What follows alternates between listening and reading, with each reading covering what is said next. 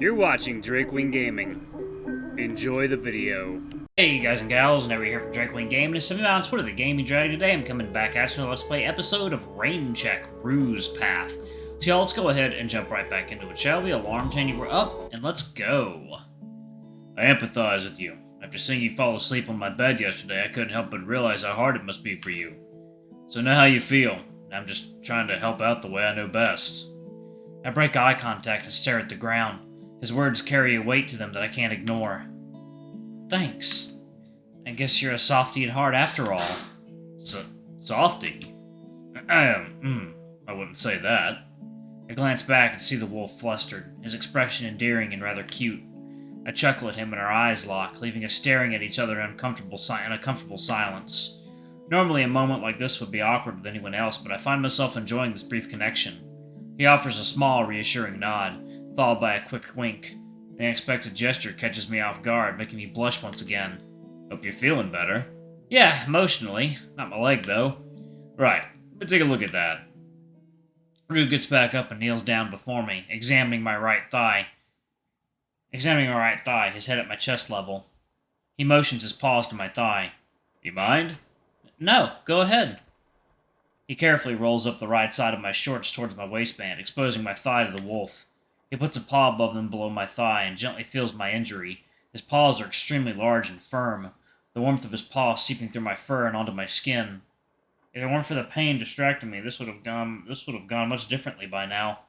I wince in discomfort as he continues to explore my body, his touch resembling a probing massage. His face leans closer for a better examination, inadvertently nearing my crotch. He parts my fur to unveil the bruise, the mere touch inciting of a jolt of pain. That tender, huh? You see this, right? I follow his gaze to the bruised patch of skin peeking through my fur.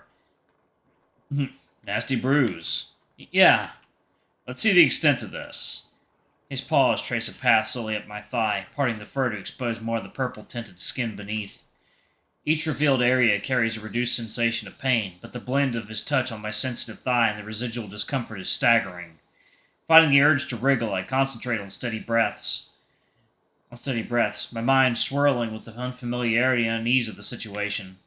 His paw reaches the edge of my shorts, slipping beneath the fabric before halting. Gently, he brushes the fur aside. Shit. An involuntary moan of pleasure escapes my lips. I rush to cover my mouth in embarrassment, but Rou carries on with his gentle exploring of my thigh. When I dare to look down, I find the skin beneath my fur has transitioned from purple to a healthier pink, but I also catch sight of the noticeable bulge in my shorts. If he had been oblivious before, he surely couldn't ignore it now. His head is perilously close. I can feel his breath right on top of my bulge. Oh no. A little bulgy. His paw inadvertently grazes my bulge, causing him to startle. He looks up at me, eyes wide with surprise, before his expression shifts into a sly, mischievous grin. My bad. Does this turn you on? My lips quiver, words lost in the rising storm of my emotions. It's not that, no. This is so embarrassing. Do you want me to stop? I hesitate before slowly shaking my head. No, it's fine.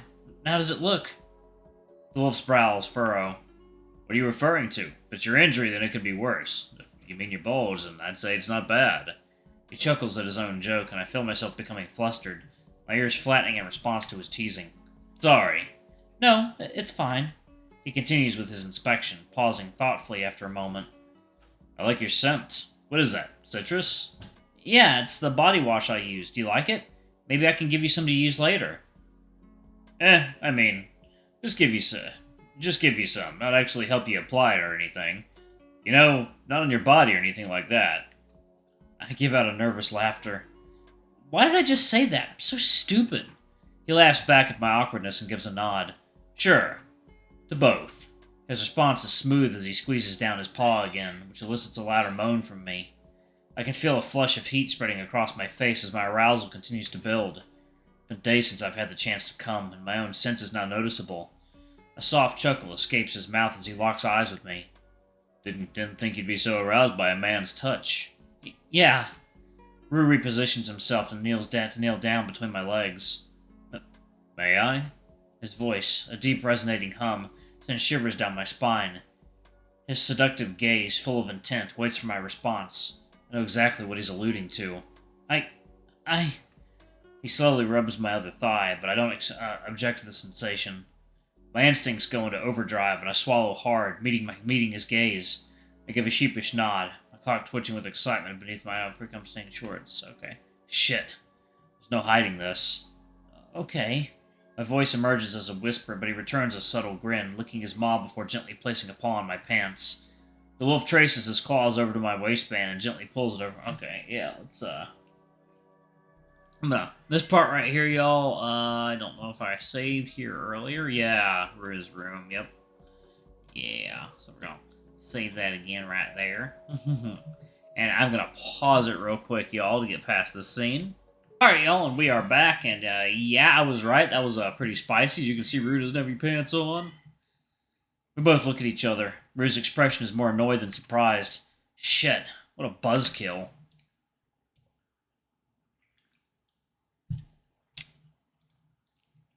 Ah, it's my phone. With the way it's vibrating, it's probably Javier. I struggle to bend over to reach for the phone in my shorts, but Rue beats me to it and fishes it out. I got this. It's Rue. Okay. He turns on the speakerphone and the sound of heavy rain fills the room. You guys enjoying each other's company? Oh, I did the wrong voice. You guys enjoying each other's company? I can hear Javier's laughter throughout the rain. I'm hanging up now if that's the only thing you wanted to say. Wait, I have some good news that you guys will want to hear. Go on. The man, the boar, he's awake. I called the hospital just now. They said he woke up not too long ago. Really? Let's pay him a visit later, after Cyprus, of course.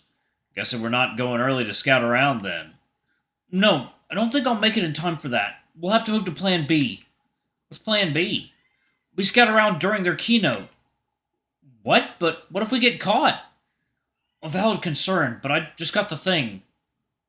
Call us when you're near. We'll wait for you in the lobby. Please wouldn't kill you, would it? Rue hangs up the call and hands my phone back to me.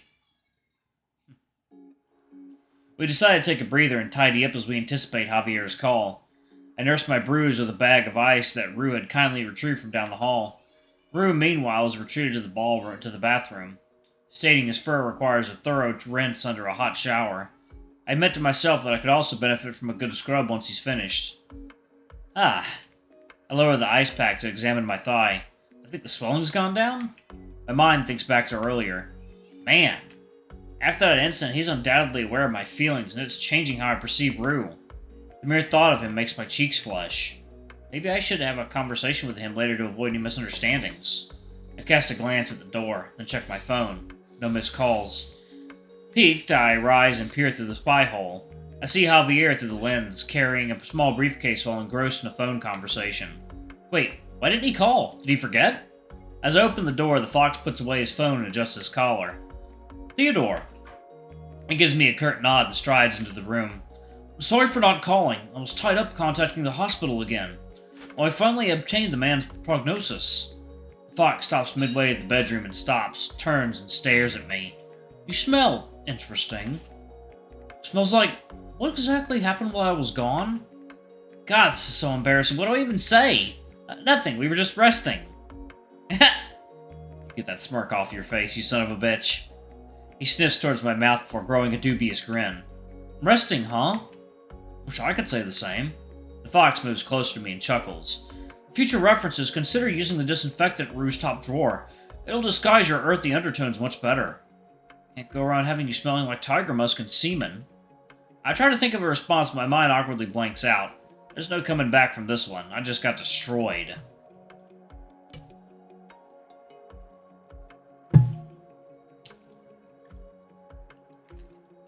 I forgot something in my car. Maybe it's just time to freshen up while I'm gone.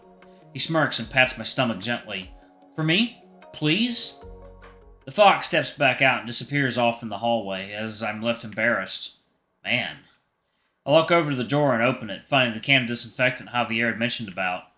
As I begin spraying, a sudden twitch tingles in my nose. Achoo! God, I might have used too much. That stuff's irritating my nose. Hastily returning the can to its place, I attempt to soothe my nostrils by airing out my jacket. Ha! I rush over to the countertop, taking out some tissues for my nose. This is so uncomfortable. Did I accidentally spray too much? Well, at least my scent isn't off-putting anymore. I hope. You got it? Sorry, can you explain it to me one more time? Ow! Despite my attempts to suppress the sneeze, the sound erupts loudly. God, are you sure you're alright? I nod back reassuringly, my nose still twitching. Yeah. His gaze lingers concerningly before starting to his explanation again. When Javier comes back, we're going to head down to Cyprus and Hull C. Since you're here, we're going to use your pass and head on in. Once we're in, we'll sit as far back as we can. When we have their intermission, that's when we'll make our way down backstage. That should connect to the storage room and we should be able to look around undisturbed. Right. Wait. We? We're gonna need you to watch guard while we investigate. There's a limited window of opportunity. Are you sure? But why don't we do it after? There's a high probability that what we're looking for will be gone by then. Don't worry, you can always feign ignorance if you get caught. Pretend you're searching for the restroom. Okay, I guess. The urge to sneeze comes back again. I quickly cover my mouth with my arm. You were fine before my shower. I think it's the disinfectant I used. I missed it all over myself, and now it's irritating my nose. He glares at me, and then over by the drawer. You mean the one in my drawer? Why? Javier came by before he left to fetch something. He mentioned I had a musky odor, and... Did he? That fox needs to mind his fucking business. He mutters something to himself before focusing back on me. Looks like you're allergic. Really? But I've been using disinfectants like this before, and I never had a problem. This is medical grade, so it's a lot more potent. He gestures towards me, specifically my jacket.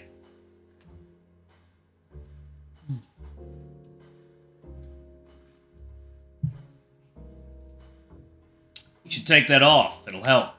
But I don't have anything underneath. Right. Here, I can give you something to wear. He walks over, opens a small drawer, and pulls out a blue t-shirt from a small knapsack inside. Catch. I catch the shirt and inspect it. There's a cute little mascot in the center. Is this yours? Do you want it or not? I do, I just didn't expect you to have something like this. I also didn't expect you to be so forward with me. Alright, I'm gonna go ahead and pause it right there. Thank you all so much for watching. Don't forget to like, comment, subscribe, ring that notification bell, and check out our Patreon and YouTube memberships if you can. It always helps. Anyway, I love you all, and I'll see y'all in the next video. And Happy New Year's, y'all. Bye-bye!